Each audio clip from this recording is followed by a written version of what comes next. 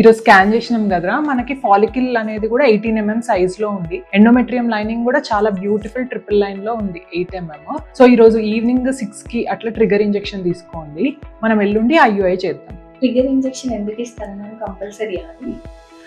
ఇది చాలా మందికి ఉండే డౌటేరా, అసలు ఎందుకు తీసుకోవాలి ట్రిగర్ ఇంజెక్షన్. సో ట్రిగర్ అంటే మనం యూజువల్గా ఏమి ఇస్తాము అంటే HCG ఇంజెక్షన్ అనేది ఇస్తాము.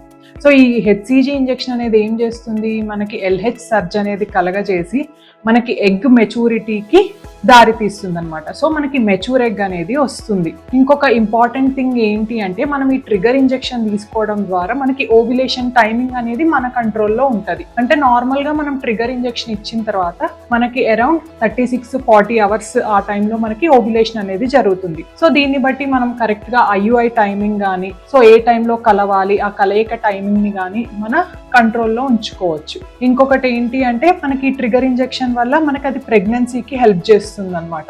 అంటే ప్రెగ్నెన్సీకి సపోర్ట్ కూడా కలిగిస్తుంది. ఇంకొకటి ఏంటి అంటే, మనకి IVF లో కూడా చాలా ఇంపార్టెంట్ ఈ ట్రిగర్ ఇంజెక్షన్. దీని వల్ల ఏమవుతుంది అంటే, మనకి ఎగ్ పికప్ ముందు గ్రీన్ సిగ్నల్ లాగా అనమాట. సో అంటే మనకి ఎగ్స్ లూజన్ అవ్వడానికి, ఈజీగా పికప్ చేయడానికి మనకి హెల్ప్ అవుతుంది ట్రిగర్ వల్ల.